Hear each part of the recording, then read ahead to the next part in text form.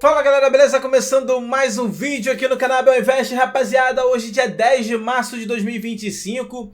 Pessoal, hoje vamos falar de dividendo de fundos imobiliários. Temos muito assunto aqui, cara, sobre isso, né? Vamos falar aí sobre os ativos que já anunciaram dividendo. Inclusive, entre eles, MXRF11, eu tenho 1.500 e poucas cotas, 1.522 cotas, se eu não estiver enganado. Quanto que eu irei receber com essa quantidade de cotas? Passa de 12 mil reais investidos em MXRF11, cara. Será que realmente vale a pena tanto dinheiro investido no ativo?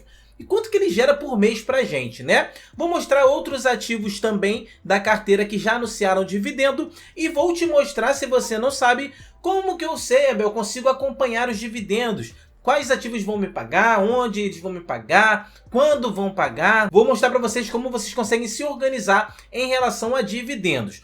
E responderei também algumas perguntas que o pessoal faz nos comentários referente ao assunto, tá, pessoal? Desde perguntas básicas até perguntas mais avançadas. Então, claro, se gostar do vídeo, né, deixa o seu like. Se estiver chegando agora, se inscreva no canal para acompanhar aqui a nossa carteira aberta, pessoal. A gente mostra a carteira aqui na busca para a independência financeira. Maravilha?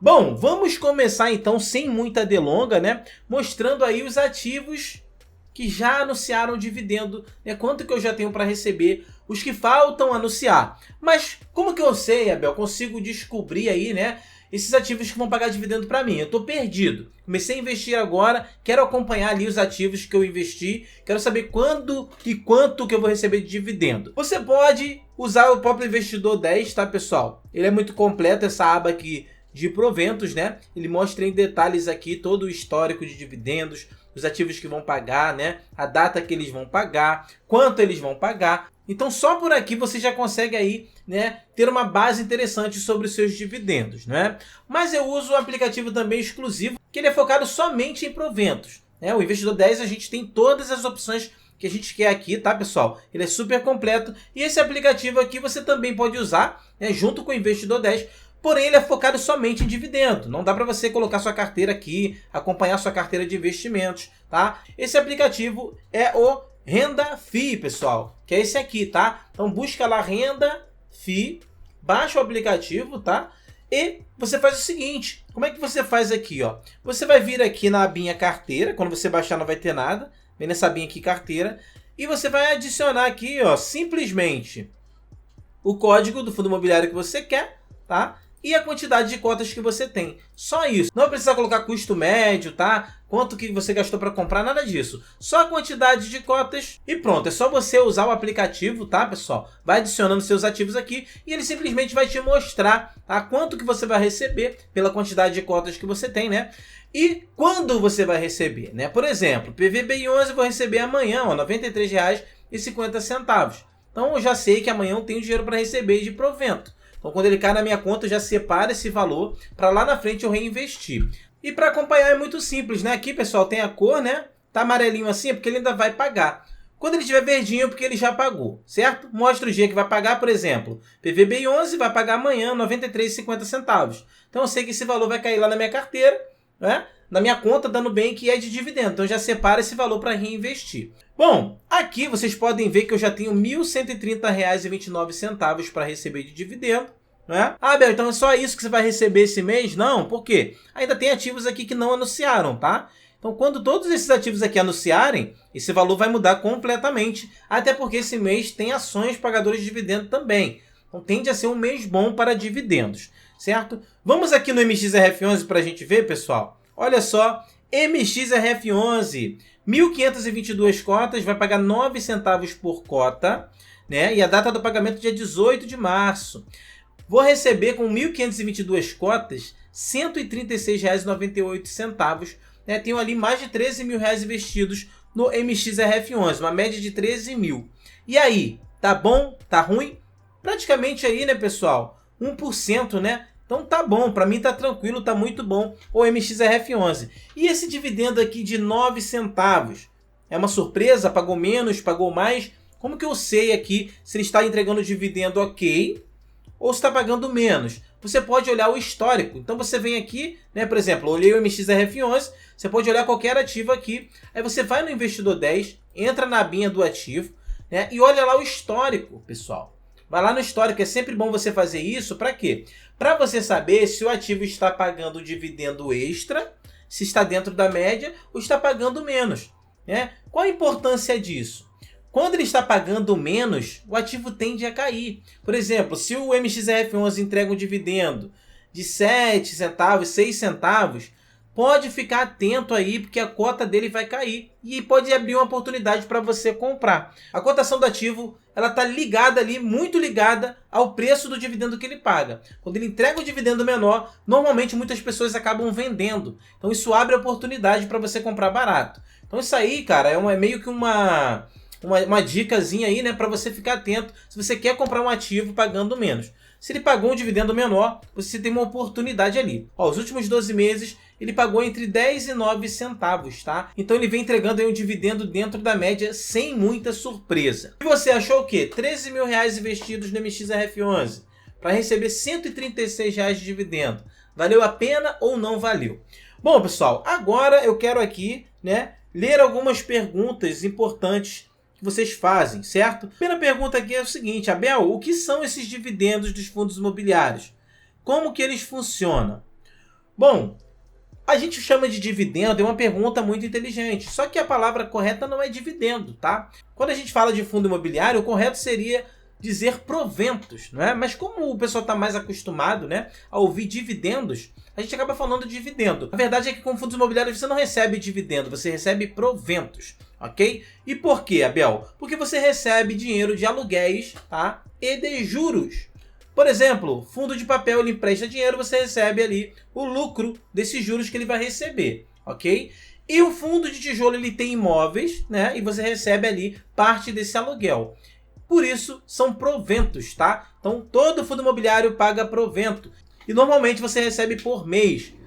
É uma regra? Existe uma lei que obriga o fundo imobiliário a pagar o provento ali por mês, de forma mensal? Não. Tá? Por lei ali, a regra de 6 em 6 meses. Mas virou um costume dos fundos imobiliários, ficou muito atrativo eles entregarem dividendos de forma mensal. Então você vai perceber que grande maioria, né, quase todos os fundos imobiliários ali entregam dividendo de forma recorrente, de forma mensal. Isso ajuda muito os investidores, tá, que procuram a aposentadoria, né, estão buscando ali a independência financeira, certo? Recebendo renda mensal. Segunda pergunta: quanto um fundo imobiliário costuma pagar de dividendos por mês? Aqui, gente, não existe uma regra. Muita gente compra fundo imobiliário pensando assim: ah, quanto que eu vou receber por mês? Vou investir nisso aí, vou receber quanto? Não existe uma regra. Por quê? Porque cada ativo vai te pagar um valor diferente. Por exemplo, MXRF11 hoje está entregando 12,69%. É um fundo de papel, tá? Beleza. Aí você vai comprar um fundo de tijolo que é o HGLG11. Ele já está entregando 8,7%. Poxa, mas todo mundo fala que o HGLG11 é um fundo tão bom, todo mundo gosta desse ativo. Ele paga menos do que o MXRF11? Não faz sentido, eu pensei que fosse tudo igual. Não é, pessoal. Um fundo de papel, ele recebe dinheiro de juros. Normalmente, essa renda que ele recebe ali, ela vem corrigida com IPCA, tá? Ou com CDI. Ele vai emprestar dinheiro para empresas do setor imobiliário e vai receber esse valor com juros, certo? Tende a ser maior porque a gente está lidando com dívidas. O risco também é maior porque não tem o imóvel por trás, né, como o fundo de tijolo tem. Por outro lado, uma carteira de fundo de papel, ela é bem diversificada. Então, normalmente, você vai perceber aí que uma carteira do MXRF11, porra, tem lá mais de 20, 25 CRIs, tá? Que são empréstimos para empresas. Por que eles fazem isso, pessoal? Para diluir o risco. É um risco maior, por isso o retorno é maior também, certo? Beleza, Abel, sendo um retorno maior em fundo de papel, por que de acho eu iria comprar um fundo de tijolo? Qual o sentido disso? Primeiro que a gente normalmente não vai comparar um fundo de papel com um fundo de tijolo. Isso porque o fundo de tijolo, ele aqui é diferente de um fundo de papel. Ele tem um imóvel por trás. E a comparação mais correta para um fundo de tijolo seria com uma casa que você fosse comprar. Vamos imaginar que você tem 200 mil reais, né? E você decide comprar uma casa.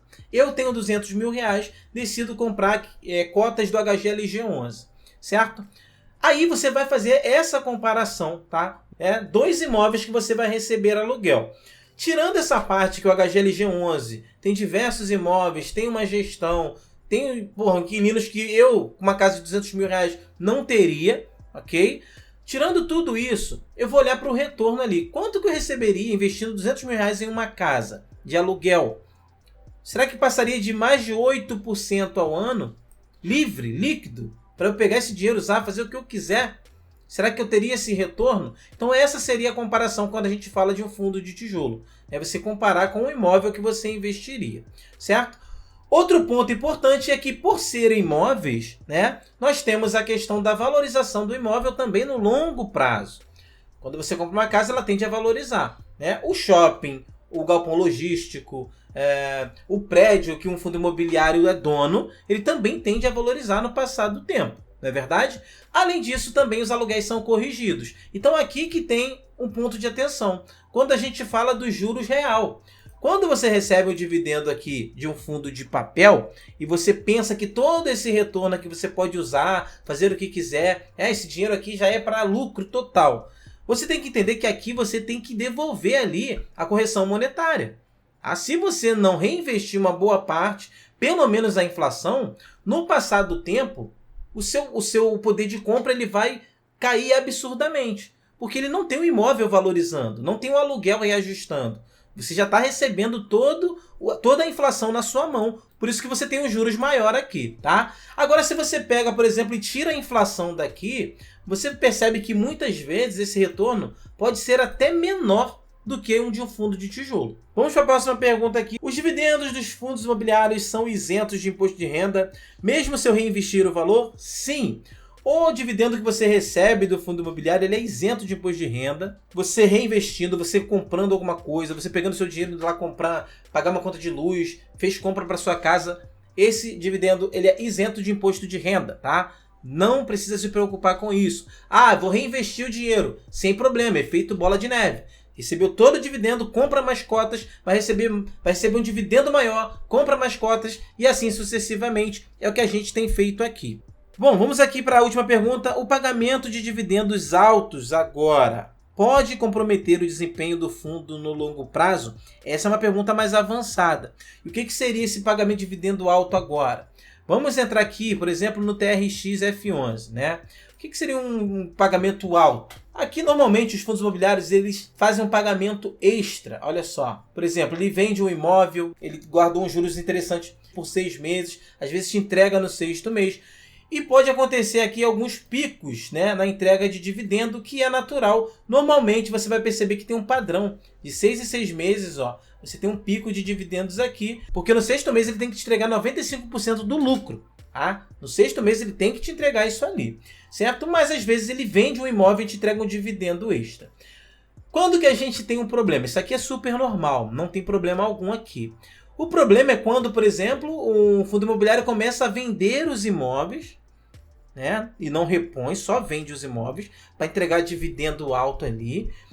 E aí isso compromete o quê? A renda no longo prazo, porque ele está diluindo ali o seu patrimônio. O fundo está vendendo, mas não compra nada. Mas o dividendo está alto. Claro, está vendendo os imóveis, os dividendos tendem a ser mais altos, tá? Então aí sim nós temos um problema. Outro problema é se, por exemplo, o fundo imobiliário começa a antecipar ganhos futuros para entregar um dividendo alto para atrair investidores. Então, quando você recebe um dividendo alto, né, porque vendeu um imóvel, mas está comprando outro, ou ele está entregando ali aquele lucro total no 6º mês, isso é normal, os FIIs de tijolo normalmente fazem isso, não tem problema. Tá? Agora, se ele está vendendo somente imóvel ou antecipando ali juros futuros, isso aí pode sim ter um problema para o ativo. E como a gente resolve isso, gente? Fazendo uma boa análise, tá? Escolhendo um bom fundo imobiliário com uma boa gestão, para você não ter problema lá na frente. Certo, gente? Então esse foi o vídeo de hoje. Espero que vocês tenham gostado, tenham curtido. O foco foi em responder dúvidas, né, pessoal? Muita gente investe em fundos imobiliários, mas investe com dúvidas sem entender muito, cara. Só vai lá porque alguém falou que é bom e depois se arrepende e acaba vendendo no prejuízo. Então, normalmente eu irei trazer aqui essas dúvidas, tá? Para ajudar vocês que estão começando agora principalmente, certo? Esse foi o vídeo de hoje, espero que vocês tenham gostado e tenham curtido. Tamo junto, até o próximo vídeo e valeu!